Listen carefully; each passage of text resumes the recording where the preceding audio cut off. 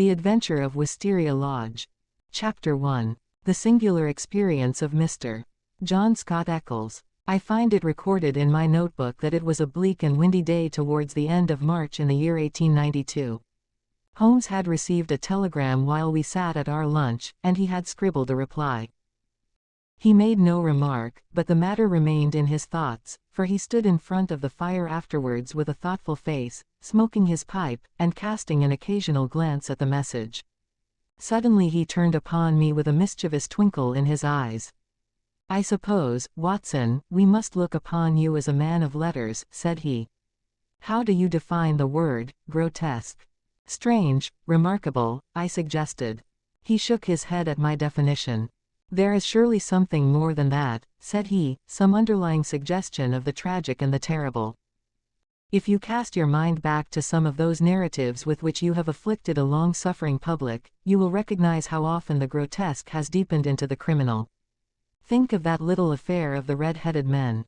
That was grotesque enough in the outset, and yet it ended in a desperate attempt at robbery. Or, again, there was that most grotesque affair of the 5 orange pips, which led straight to a murderous conspiracy. The word puts me on the alert. "Have you it there?" I asked. He read the telegram aloud. "Have just had most incredible and grotesque experience. May I consult you? Scott Eccles. Post Office, Charing Cross." "Man or woman?" I asked. "Oh, man, of course. No woman would ever send a reply-paid telegram. She would have come. Will you see him? My dear Watson, you know how bored I have been since we locked up Colonel Carruthers. My mind is like a racing engine, tearing itself to pieces because it is not connected up with the work for which it was built. Life is commonplace, the papers are sterile, audacity and romance seem to have passed forever from the criminal world. Can you ask me, then, whether I am ready to look into any new problem, however trivial it may prove? But here, unless I am mistaken, is our client." A measured step was heard upon the stairs, and a moment later a stout, tall, gray-whiskered and solemnly respectable person was ushered into the room. His life history was written in his heavy features and pompous manner. From his spats to his gold-rimmed spectacles he was a conservative, a churchman, a good citizen, orthodox and conventional to the last degree. But some amazing experience had disturbed his native composure and left its traces in his bristling hair, his flushed, angry cheeks, and his flurried, excited manner. He plunged instantly into his business. "I have had a most singular and unpleasant experience, Mr. Holmes," said he. "Never in my life have I been placed in such a situation. It is most improper, most outrageous. I must insist upon some explanation." He swelled and puffed in his anger. "Pray sit down, Mr. Scott Eccles," said Holmes in a soothing voice. "May I ask, in the first place, why you came to me at all?" "Well, sir, it did not appear to be a matter which concerned the police, and yet, when you have heard the facts, you must admit that I could not leave it where it was. Private detectives are a class with whom I have absolutely no sympathy, but nonetheless, having heard your name—" "Quite so. But, in the second place, why did you not come at once?"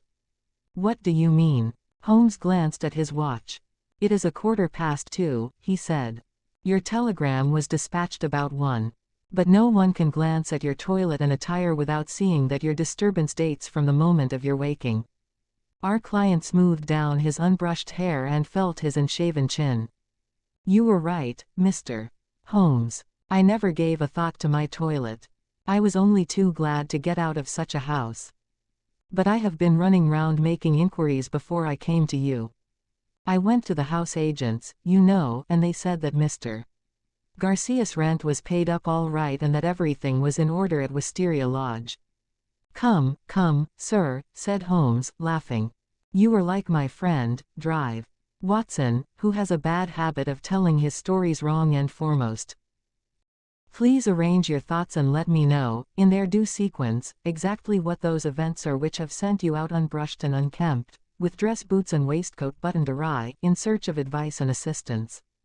Our client looked down with a rueful face at his own unconventional appearance. "I'm sure it must look very bad, Mr. Holmes, and I am not aware that in my whole life such a thing has ever happened before. but will tell you the whole queer business, and when I have done so you will admit, I am sure, that there has been enough to excuse me." But his narrative was nipped in the bud. There was a bustle outside, and Mrs. Hudson opened the door to usher in two robust and official-looking individuals, one of whom was well known to us as Inspector Gregson of Scotland Yard, an energetic, gallant, and, within his limitations, a capable officer. He shook hands with Holmes and introduced his comrade as Inspector Baines, of the Surrey Constabulary. "We are hunting together, Mr. Holmes, and our trail lay in this direction."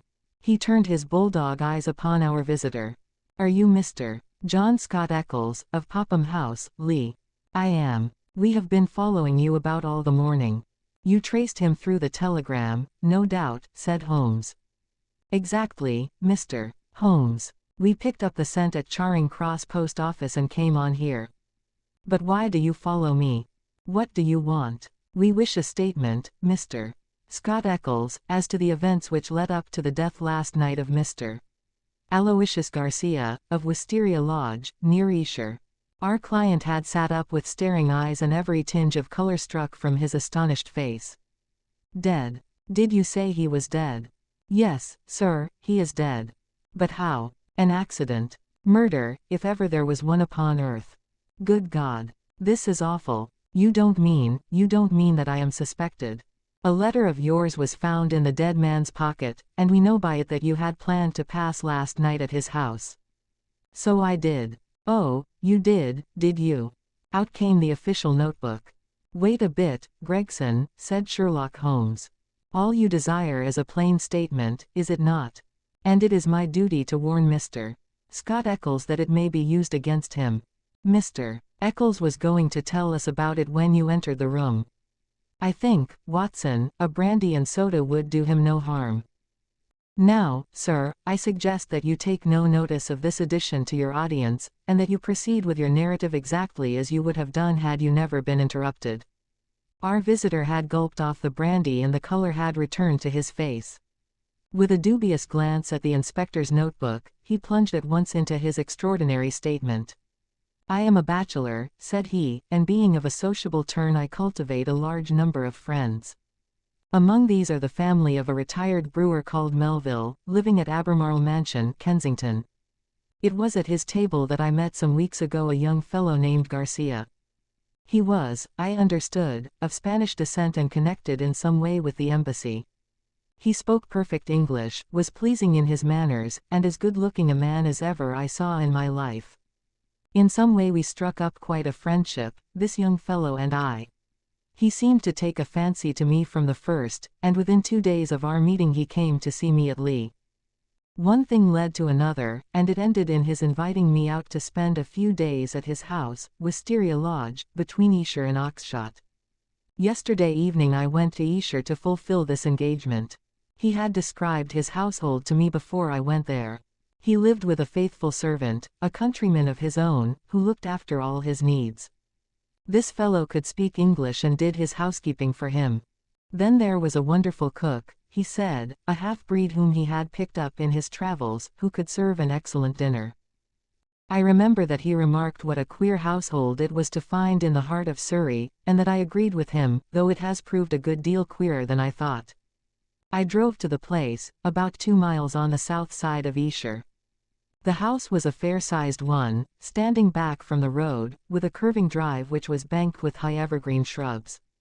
It was an old, tumble-down building in a crazy state of disrepair. When the trap pulled up on the grass-grown drive in front of the blotched and weather-stained door, I had doubts as to my wisdom in visiting a man whom I knew so slightly. He opened the door himself, however, and greeted me with a great show of cordiality. I was handed over to the manservant, a melancholy, swarthy individual, who led the way, my bag in his hand, to my bedroom. The whole place was depressing. Our dinner was tête-à-tête, and though my host did his best to be entertaining, his thoughts seemed to continually wander, and he talked so vaguely and wildly that I could hardly understand him. He continually drummed his fingers on the table, gnawed his nails, and gave other signs of nervous impatience. The dinner itself was neither well served nor well cooked, and the gloomy presence of the taciturn servant did not help to enliven us. I can assure you that many times in the course of the evening I wished that I could invent some excuse which would take me back to Lee. One thing comes back to my memory which may have a bearing upon the business that you two gentlemen are investigating. I thought nothing of it at the time. Near the end of dinner a note was handed in by the servant. I noticed that after my host had read it he seemed even more distrait and strange than before. He gave up all pretense at conversation and sat, smoking endless cigarettes, lost in his own thoughts, but he made no remark as to the contents. About 11 I was glad to go to bed. Some time later Garcia looked in at my door, the room was dark at the time, and asked me if I had rung. I said that I had not. He apologized for having disturbed me so late, saying that it was nearly 1 o'clock. I dropped off after this and slept soundly all night. And now I come to the amazing part of my tale. When I woke it was broad daylight. I glanced at my watch, and the time was nearly 9. I had particularly asked to be called at 8, so I was very much astonished at this forgetfulness. I sprang up and rang for the servant. There was no response. I rang again and again, with the same result. Then I came to the conclusion that the bell was out of order. I huddled on my clothes and hurried downstairs in an exceedingly bad temper to order some hot water. You can imagine my surprise when I found that there was no one there. I shouted in the hall. There was no answer. Then I ran from room to room. All were deserted. My host had shown me which was his bedroom the night before, so I knocked at the door. No reply. I turned the handle and walked in. The room was empty, and the bed had never been slept in. He had gone with the rest. The foreign host, the foreign footman, the foreign cook, all had vanished in the night. That was the end of my visit to Wisteria Lodge. Sherlock Holmes was rubbing his hands and chuckling as he added this bizarre incident to his collection of strange episodes. Your experience is, so far as I know, perfectly unique, said he. May I ask, sir, what you did then? I was furious. My first idea was that I had been the victim of some absurd practical joke. I packed my things, banged the hall door behind me, and set off for Esher, with my bag in my hand. I called at Allen Brothers, the chief land agents in the village, and found that it was from this firm that the villa had been rented. It struck me that the whole proceeding could hardly be for the purpose of making a fool of me, and that the main object must be to get out of the rent. It is late in March, so quarter day is at hand. But this theory would not work. The agent was obliged to me for my warning, but told me that the rent had been paid in advance. Then I made my way to town and called at the Spanish embassy. The man was unknown there. After this I went to see Melville, at whose house I had first met Garcia, but I found that he really knew rather less about him than I did. Finally, when I got your reply to my wire, I came out to you, since I gather that you are a person who gives advice in difficult cases. But now, Mr. Inspector, I understand, from what you said when you entered the room, that you can carry the story on, and that some tragedy had occurred. I can assure you that every word I have said is the truth, and that, outside of what I have told you, I know absolutely nothing about the fate of this man. My only desire is to help the law in every possible way. I am sure of it, Mr. Scott Eccles, I am sure of it, said Inspector Gregson in a very amiable tone. I am bound to say that everything which you have said agrees very closely with the facts as they have come to our notice. For example, there was that note which arrived during dinner. Did you chance to observe what became of it? Yes, I did. Garcia rolled it up and threw it into the fire. What do you say to that, Mr. Baines? The country detective was a stout, puffy, red man, whose face was only redeemed from grossness by two extraordinarily bright eyes, almost hidden behind the heavy creases of cheek and brow. With a slow smile he drew a folded and discolored scrap of paper from his pocket. It was a dog grate, Mr. Holmes, and he overpitched it. I picked this out unburned from the back of it. Holmes smiled his appreciation. You must have examined the house very carefully to find a single pellet of paper. I did, Mr. Holmes. It's my way. Shall I read it, Mr. Gregson? The Londoner nodded. The note is written upon ordinary cream-laid paper without watermark. It is a quarter sheet. The paper is cut off in 2 snips with a short-bladed scissors. It has been folded over 3 times and sealed with purple wax, put on hurriedly and pressed down with some flat oval object. It is addressed to Mr. Garcia, Wisteria Lodge. It says, "Our own colors, green and white. Green open, white shut. Main stair, first corridor, 7th right, green baize. Godspeed. D." It is a woman's writing, done with a sharp pointed pen, but the address is either done with another pen or by someone else. It is thicker and bolder, as you see. "A very remarkable note," said Holmes, glancing it over. "I must compliment you, Mr.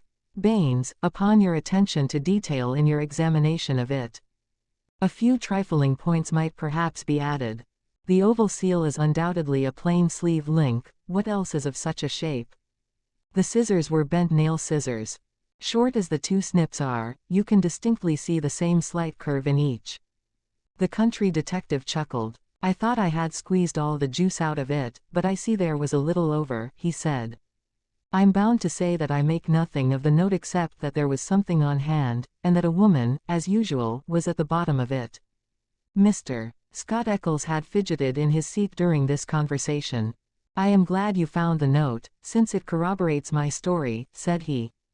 "But I beg to point out that I have not yet heard what has happened to Mr. Garcia, nor what has become of his household." "As to Garcia," said Gregson, "that is easily answered. He was found dead this morning upon Oxshott Common, nearly a mile from his home. His head had been smashed to pulp by heavy blows of a sandbag or some such instrument, which had crushed rather than wounded. It is a lonely corner, and there is no house within a quarter of a mile of the spot. He had apparently been struck down first from behind, but his assailant had gone on beating him long after he was dead. It was a most furious assault. There are no footsteps nor any clue to the criminals. Robbed? No, there was no attempt at robbery." "This is very painful and terrible," said Mr. Scott Eccles in a querulous voice, "but it is really uncommonly hard on me. I had nothing to do with my host going off upon a nocturnal excursion and meeting so sad an end. How'd I come to be mixed up with the case?" "Very simply, sir," Inspector Baines answered. "The only document found in the pocket of the deceased was a letter from you saying that you would be with him on the night of his death. It was the envelope of this letter which gave us the dead man's name and address. It was after 9 this morning when we reached his house and found neither you nor anyone else inside it. I wired to Mr. Gregson to run you down in London while I examined Wisteria Lodge. Then I came into town, joined Mr. Gregson, and here we are. I think now," said Gregson, rising, "we had best put this matter into an official shape. You will come round with us to the station, Mr. Scott Eccles, and let us have your statement in writing." "Certainly, I will come at once. But I retain your services, Mr. Holmes. I desire you to spare no expense and no pains to get at the truth." My friend turned to the country inspector. "I suppose that you have no objection to my collaborating with you, Mr. Baines." "Highly honored, sir, I am sure. You appear to have been very prompt and businesslike in all that you have done. Was there any clue, may I ask, as to the exact hour that the man met his death?" "He had been there since 1 o'clock. There was rain about that time, and his death had certainly been before the rain." "But that is perfectly impossible, Mr. Baines," cried our client. His voice is unmistakable. "I could swear to it that it was he who addressed me in my bedroom at that very hour." "Remarkable, but by no means impossible," said Holmes, smiling. "You have a clue?" asked Gregson. "On the face of it the case is not a very complex one, though it certainly presents some novel and interesting features. A further knowledge of facts is necessary before I would venture to give a final and definite opinion. By the way, Mr. Baines, did you find anything remarkable besides this note in your examination of the house?" The detective looked at my friend in a singular way. "There were," said he, "1 or 2 very remarkable things. Perhaps when I have finished at the police station you would care to come out and give me your opinion of them." "I am entirely at your service," said Sherlock Holmes, ringing the bell. "You will show these gentlemen out, Mrs. Hudson, and kindly send the boy with this telegram. He is to pay a 5-shilling reply." We sat for some time in silence after our visitors had left. Holmes smoked hard, with his brows drawn down over his keen eyes, and his head thrust forward in the eager way characteristic of the man. "Well, Watson," he asked, turning suddenly upon me, "what do you make of it?" "I can make nothing of this mystification of Scott Eccles. But the crime? Well, taken with the disappearance of the man's companions, I should say that they were in some way concerned in the murder and had fled from justice. That is certainly a possible point of view.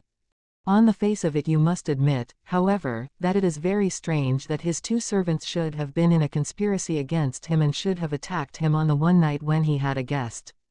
They had him alone at their mercy every other night in the week. Then why did they fly? Quite so. Why did they fly? There is a big fact. Another big fact is the remarkable experience of our client, Scott Eccles. Now, my dear Watson, is it beyond the limits of human ingenuity to furnish an explanation which would cover both of these big facts? If it were one which would also admit of the mysterious note with its very curious phraseology, why, then it would be worth accepting as a temporary hypothesis. If the fresh facts which come to our knowledge all fit themselves into the scheme, then our hypothesis may gradually become a solution. But what is our hypothesis? Holmes leaned back in his chair with half-closed eyes.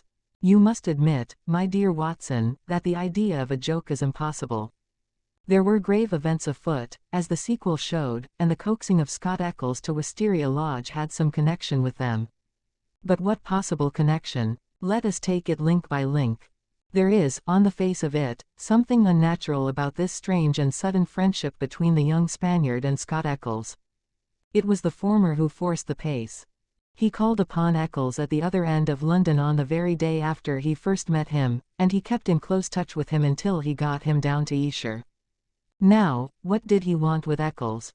What could Eccles supply? I see no charm in the man.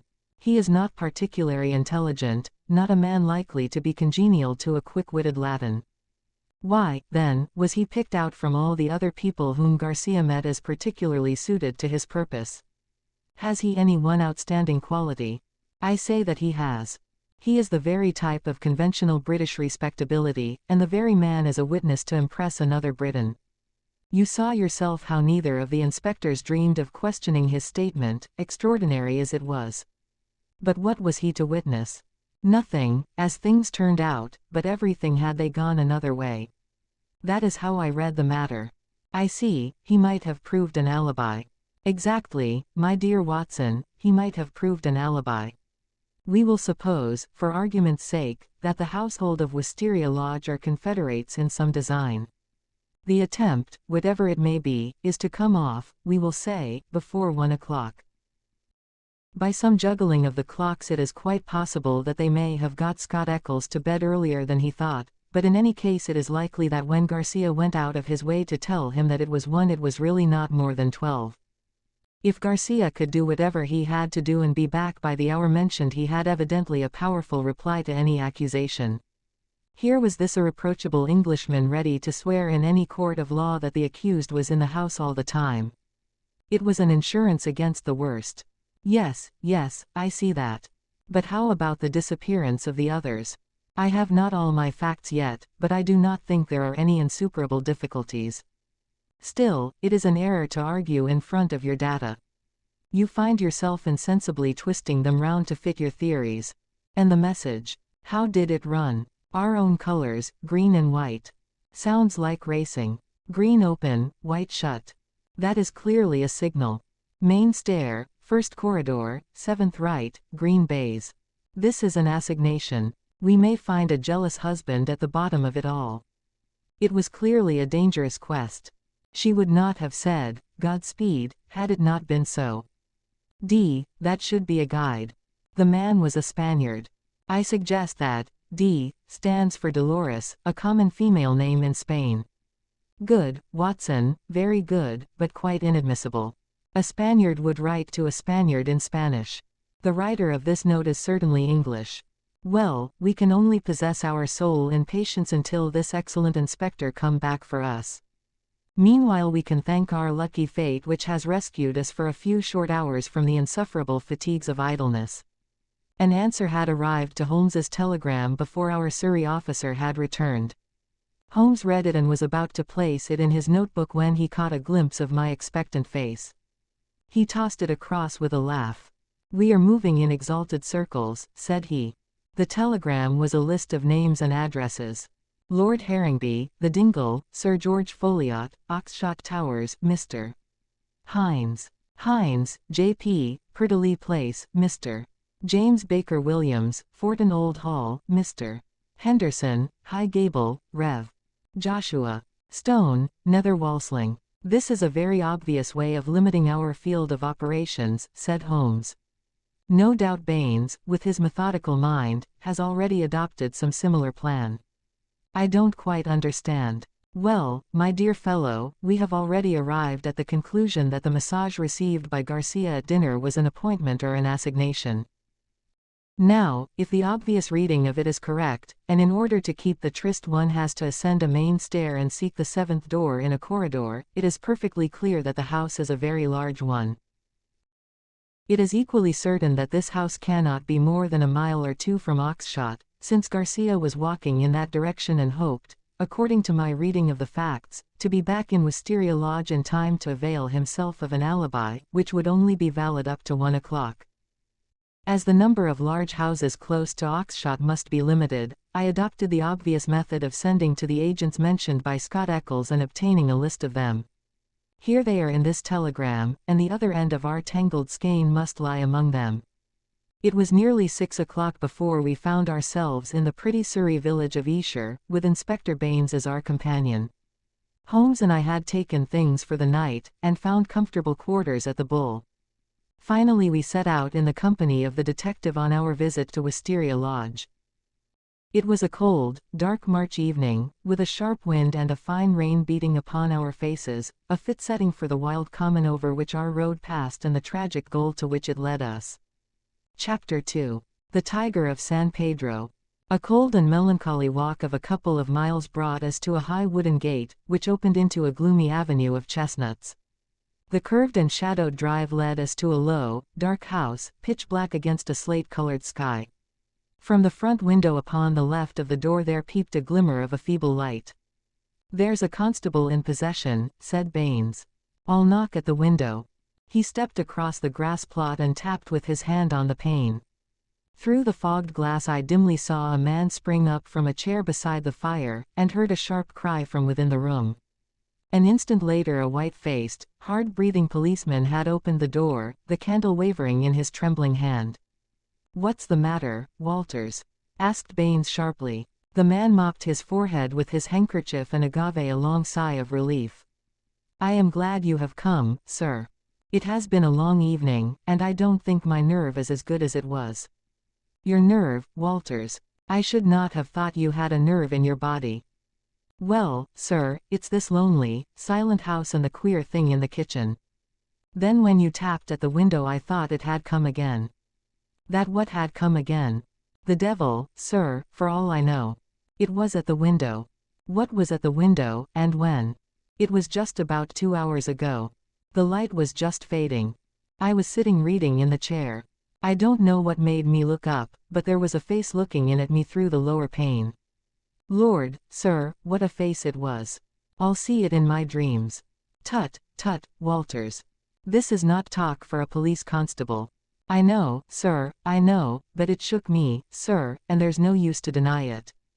It wasn't black, sir, nor was it white, nor any color that I know, but a kind of queer shade like clay with a splash of milk in it. Then there was the size of it, it was twice yours, sir. And the look of it, the great staring goggle eyes, and the line of white teeth like a hungry beast. I tell you, sir, I couldn't move a finger, nor get my breath, till it whisked away and was gone. Out I ran and through the shrubbery, but thank God there was no one there. If I didn't know you were a good man, Walters, I should put a black mark against you for this. If it were the devil himself, a constable on duty should never thank God that he could not lay his hands upon him. I suppose the whole thing is not a vision and a touch of nerves." "That, at least, is very easily settled," said Holmes, lighting his little pocket lantern. "Yes," he reported, after a short examination of the grass bed, "a number 12 shoe, I should say. If he was all on the same scale as his foot, he must certainly have been a giant. What became of him? He seems to have broken through the shrubbery and made for the road. Well, said the inspector with a grave and thoughtful face, whoever he may have been, and whatever he may have wanted, he's gone for the present, and we have more immediate things to attend to. Now, Mr. Holmes, with your permission, I will show you round the house. The various bedrooms and sitting rooms had yielded nothing to a careful search. Apparently the tenants had brought little or nothing with them, and all the furniture down to the smallest details had been taken over with the house. A good deal of clothing with the stamp of Marks & Company, High Holborn, had been left behind. Telegraphic inquiries had been already made which showed that Marks knew nothing of his customer save that he was a good payer. Odds and ends, some pipes, a few novels, 2 of them in Spanish, an old-fashioned pinfire revolver, and a guitar were among the personal property. Nothing in all this, said Baines, stalking, candle in hand, from room to room. But now, Mr. Holmes, I invite your attention to the kitchen. It was a gloomy, high-ceilinged room at the back of the house, with a straw litter in one corner, which served apparently as a bed for the cook. The table was piled with half-eaten dishes and dirty plates, the debris of last night's dinner. Look at this, said Baines. What do you make of it? He held up his candle before an extraordinary object which stood at the back of the dresser. It was so wrinkled and shrunken and withered that it was difficult to say what it might have been. One could but say that it was black and leathery and that it bore some resemblance to a dwarfish, human figure. At first, as I examined it, I thought that it was a mummified Negro baby, and then it seemed a very twisted and ancient monkey.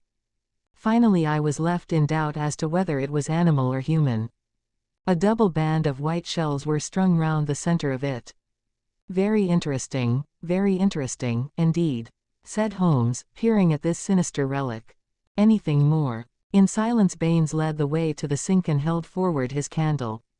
The limbs and body of some large, white bird, torn savagely to pieces with the feathers still on, were littered all over it. Holmes pointed to the wattles on the severed head. A white cock, said he. Most interesting. It is really a very curious case. But Mr. Baines had kept his most sinister exhibit to the last. From under the sink he drew a zinc pail which contained a quantity of blood. Then from the table he took a platter heaped with small pieces of charred bone. Something has been killed and something has been burned. We raked all these out of the fire. We had a doctor in this morning. He says that they are not human. Holmes smiled and rubbed his hands.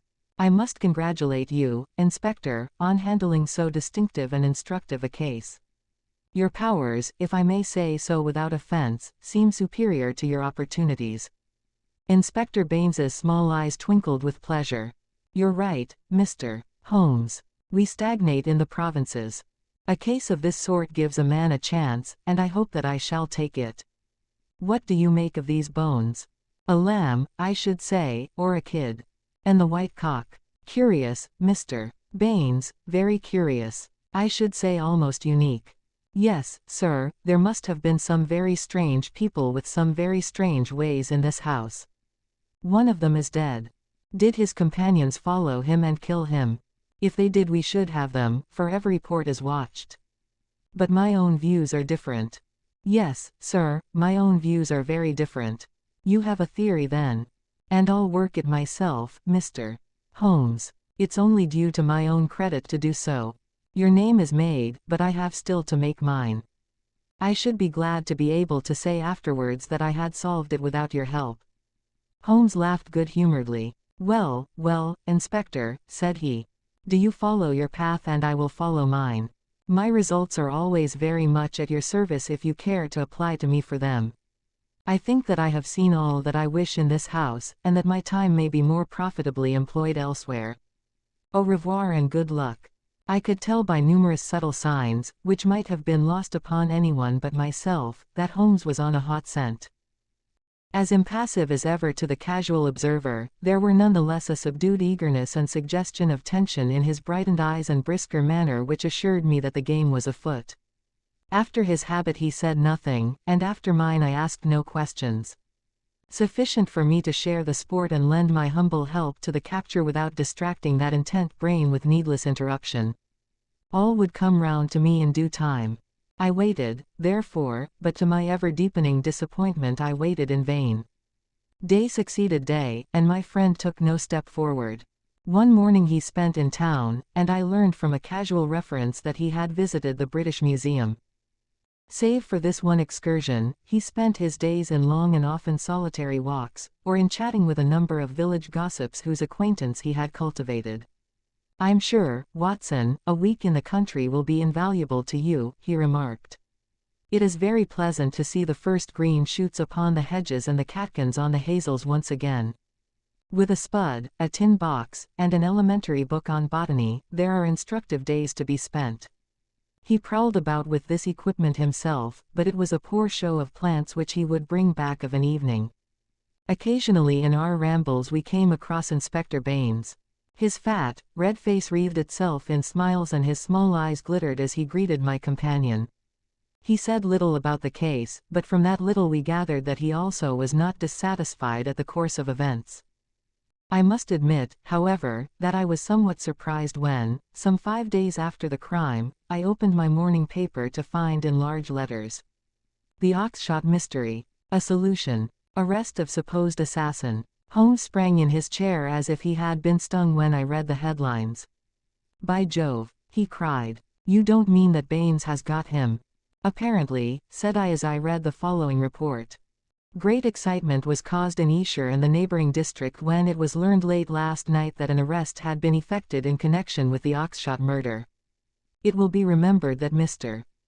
Garcia, of Wisteria Lodge, was found dead on Oxshott Common, his body showing signs of extreme violence, and that on the same night his servant and his cook fled, which appeared to show their participation in the crime. It was suggested, but never proved, that the deceased gentleman may have had valuables in the house, and that their abstraction was the motive of the crime.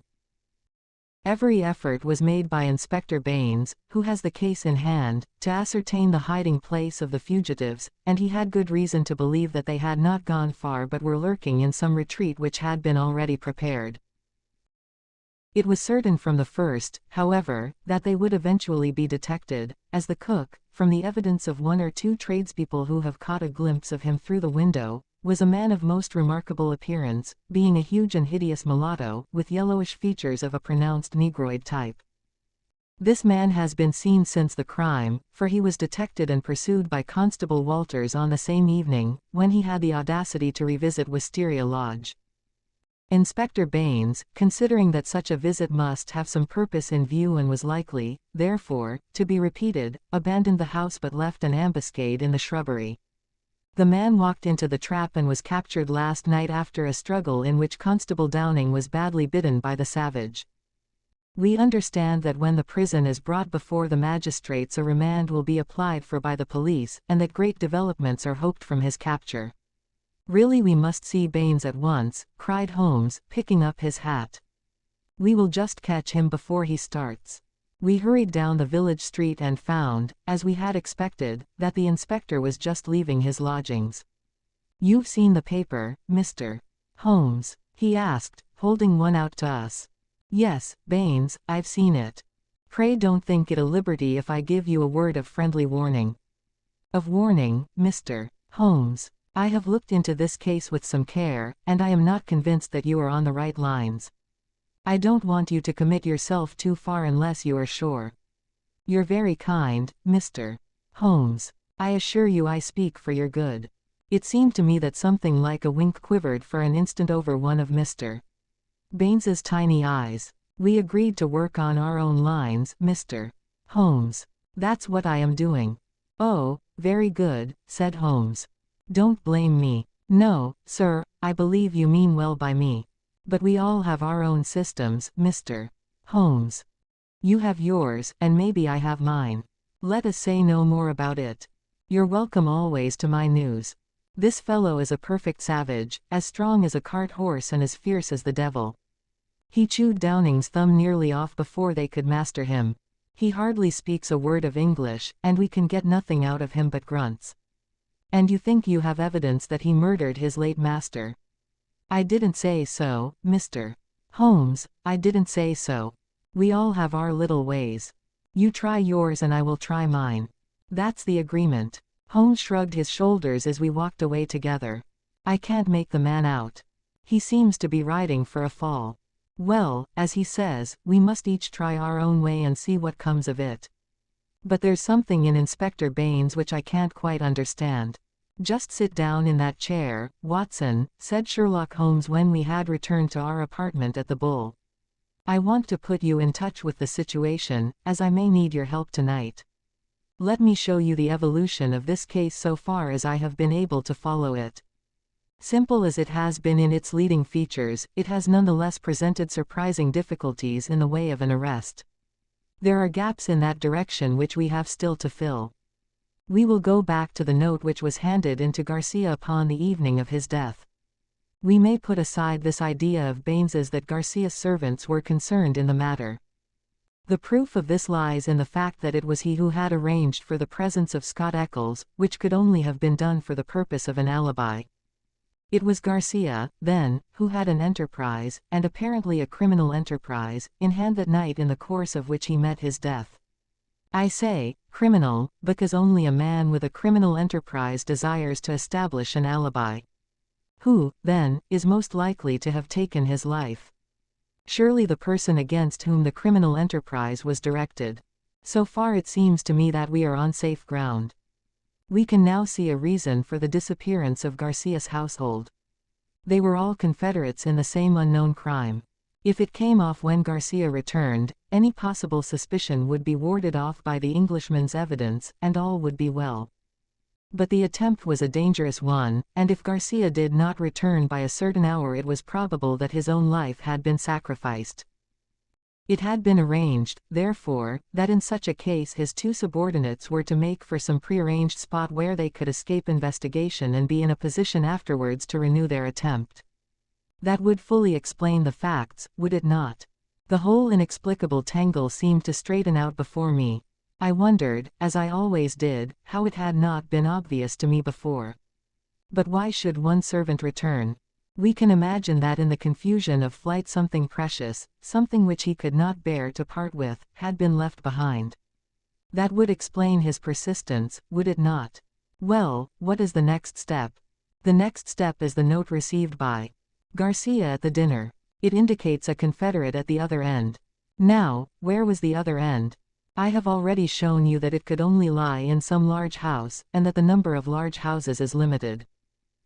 My first days in this village were devoted to a series of walks in which in the intervals of my botanical researches I made a reconnaissance of all the large houses and an examination of the family history of the occupants. One house, and only one, riveted my attention. It is the famous old Jacobean Grange of High Gable, 1 mile on the farther side of Oxshott, and less than half a mile from the scene of the tragedy. The other mansions belong to prosaic and respectable people who live far aloof from romance. But Mr. Henderson, of High Gable, was by all accounts a curious man to whom curious adventures might befall. I concentrated my attention, therefore, upon him and his household. A singular set of people, Watson, the man himself the most singular of them all. I managed to see him on a plausible pretext, but I seemed to read in his dark, deep-set, brooding eyes that he was perfectly aware of my true business.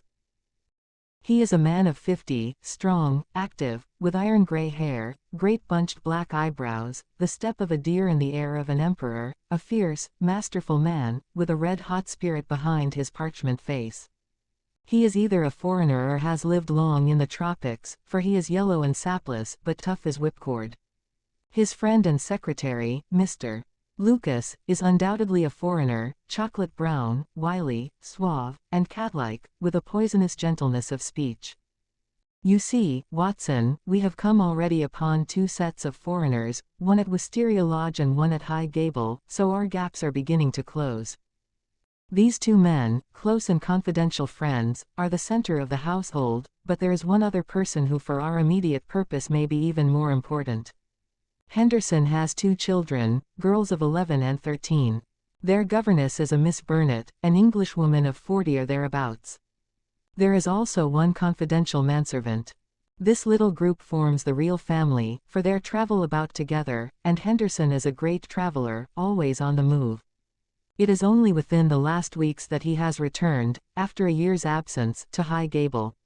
I may add that he is enormously rich, and whatever his whims may be he can very easily satisfy them.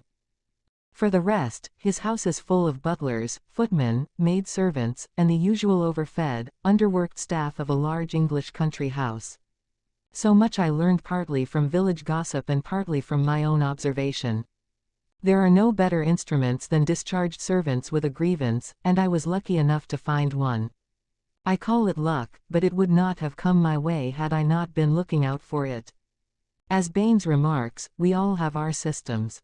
It was my system which enabled me to find John Warner, late gardener of High Gable, sacked in a moment of temper by his imperious employer.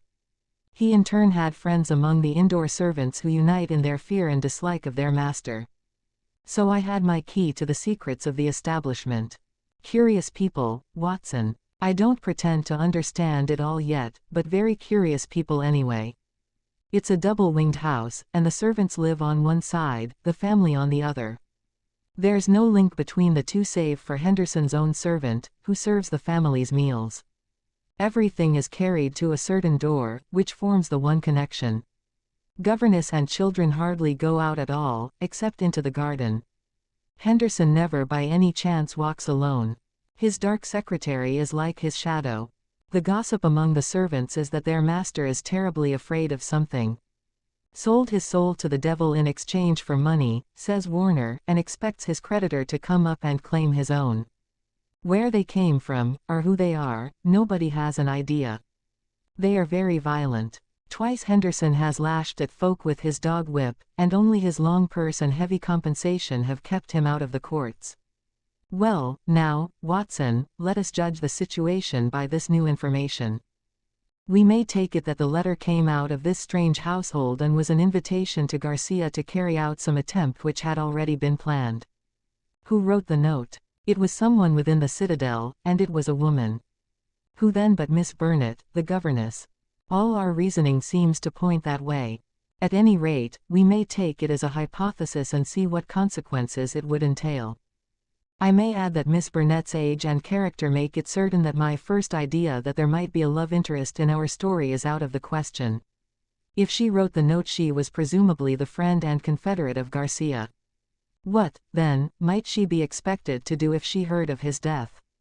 If he met it in some nefarious enterprise her lips might be sealed. Still, in her heart, she must retain bitterness and hatred against those who had killed him and would presumably help so far as she could to have revenge upon them. Could we see her, then, and try to use her? That was my first thought. But now we come to a sinister fact. Miss Burnett has not been seen by any human eye since the night of the murder. From that evening she has utterly vanished. Is she alive? Has she perhaps met her end on the same night as the friend whom she had summoned? Or is she merely a prisoner? There is the point which we still have to decide. You will appreciate the difficulty of the situation, Watson. There is nothing upon which we can apply for a warrant.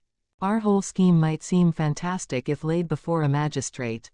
The woman's disappearance counts for nothing, since in that extraordinary household any member of it might be invisible for a week. And yet she may at the present moment be in danger of her life. All I can do is to watch the house and leave my agent, Warner, on guard at the gates. We can't let such a situation continue. If the law can do nothing we must take the risk ourselves. What do you suggest? I know which is her room. It is accessible from the top of an outhouse. My suggestion is that you and I go tonight and see if we can strike at the very heart of the mystery. It was not, I must confess, a very alluring prospect. The old house with its atmosphere of murder, the singular and formidable inhabitants, the unknown dangers of the approach, and the fact that we were putting ourselves legally in a false position all combined to damp my ardor. But there was something in the ice-cold reasoning of Holmes which made it impossible to shrink from any adventure which he might recommend. One knew that thus, and only thus, could a solution be found. I clasped his hand in silence, and the die was cast. But it was not destined that our investigation should have so adventurous an ending. It was about 5 o'clock, and the shadows of the March evening were beginning to fall, when an excited rustic rushed into our room. "They've gone, Mr. Holmes. They went by the last train." The lady broke away, and I've got her in a cab downstairs." "Excellent, Warner," cried Holmes, springing to his feet. "Watson, the gaps are closing rapidly." In the cab was a woman, half collapsed from nervous exhaustion. She bore upon her aquiline and emaciated face the traces of some recent tragedy. Her head hung listlessly upon her breast, but as she raised it and turned her dull eyes upon us, I saw that her pupils were dark dots in the center of the broad gray iris. She was drugged with opium. "I watched at the gate, same as you advised, Mr. Holmes," said our emissary, the discharged gardener.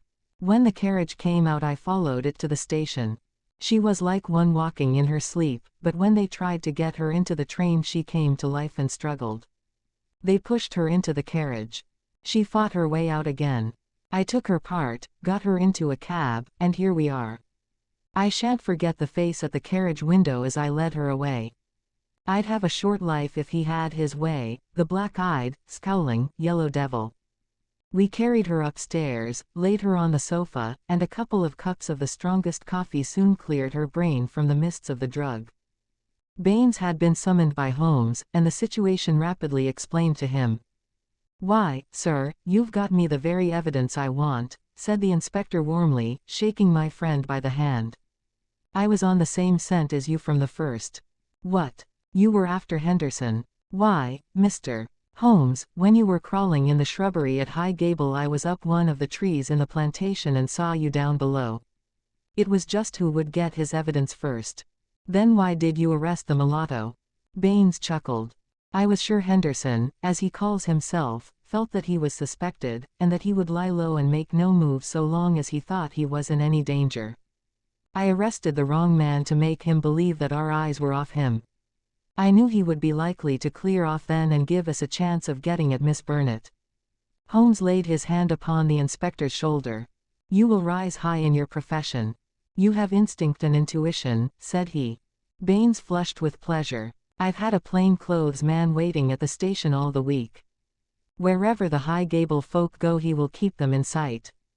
But he must have been hard put to it when Miss Burnett broke away. However, your man picked her up, and it all ends well. We can't arrest without her evidence, that is clear, so the sooner we get a statement the better." "Every minute she gets stronger," said Holmes, glancing at the governess. "But tell me, Baines, who is this man Henderson?" "Henderson," the inspector answered, "is Don Murillo, once called the Tiger of San Pedro." The Tiger of San Pedro. The whole history of the man came back to me in a flash. He had made his name as the most lewd and bloodthirsty tyrant that had ever governed any country with a pretense to civilization. Strong, fearless, and energetic, he had sufficient virtue to enable him to impose his odious vices upon a cowering people for 10 or 12 years. His name was a terror through all Central America. At the end of that time there was a universal rising against him. But he was as cunning as he was cruel, and at the first whisper of coming trouble he had secretly conveyed his treasures aboard a ship which was manned by devoted adherents. It was an empty palace which was stormed by the insurgents next day. The dictator, his 2 children, his secretary, and his wealth had all escaped them. From that moment he had vanished from the world, and his identity had been a frequent subject for comment in the European press. "Yes, sir, Don Murillo, the Tiger of San Pedro," said Baines. "If you look it up you will find that the San Pedro colors are green and white, same as in the note, Mr. Holmes. Henderson he called himself, but I traced him back, Paris and Rome and Madrid to Barcelona, where his ship came in '86. They've been looking for him all the time for their revenge, but it is only now that they have begun to find him out. They discovered him a year ago," said Miss Burnett, who had sat up and was now intently following the conversation. "Once already his life has been attempted, but some evil spirit shielded him. Now, again, it is the noble, chivalrous Garcia who has fallen, while the monster goes safe. But another will come, and yet another, until some day justice will be done, that is as certain as the rise of tomorrow's sun." Her thin hands clenched, and her worn face blanched with the passion of her hatred. "But how come you into this matter, Miss Burnett?" asked Holmes. "How can an English lady join in such a murderous affair?" I join in it because there is no other way in the world by which justice can be gained. What does the law of England care for the rivers of blood shed years ago in San Pedro, or for the shipload of treasure which this man has stolen? To you they are like crimes committed in some other planet. But we know. We have learned the truth in sorrow and in suffering. To us there is no fiend in hell like Juan Murillo, and no peace in life while his victims still cry for vengeance. No doubt, said Holmes, he was as you say. I have heard that he was atrocious. But how are you affected? I will tell you it all. This villain's policy was to murder, on one pretext or another, every man who showed such promise that he might in time come to be a dangerous rival. My husband, yes, my real name is Senora Victor Durando, was the San Pedro minister in London. He met me and married me there. A nobler man never lived upon earth. Unhappily, Murillo heard of his excellence, recalled him on some pretext, and had him shot. With a premonition of his fate he had refused to take me with him. His estates were confiscated, and I was left with a pittance and a broken heart. Then came the downfall of the tyrant. He escaped as you have just described. But the many whose lives he had ruined, whose nearest and dearest had suffered torture and death at his hands, would not let the matter rest. They banded themselves into a society which should never be dissolved until the work was done. It was my part, after we had discovered in the transformed Henderson the fallen despot, to attach myself to his household and keep the others in touch with his movements. This I was able to do by securing the position of governess in his family. He little knew that the woman who faced him at every meal was the woman whose husband he had hurried at an hour's notice into eternity. I smiled on him, did my duty to his children, and bided my time. An attempt was made in Paris and failed. We zigzagged swiftly here and there over Europe to throw off the pursuers and finally returned to this house, which he had taken upon his first arrival in England. But here also the ministers of justice were waiting. Knowing that he would return there, Garcia, who is the son of the former highest dignitary in San Pedro, was waiting with two trusty companions of humble station, all three fired with the same reasons for revenge. He could do little during the day, for Murillo took every precaution and never went out save with his satellite Lucas, or Lopez as he was known in the days of his greatness. At night, however, he slept alone, and the avenger might find him. On a certain evening, which had been prearranged, I sent my friend final instructions, for the man was forever on the alert and continually changed his room.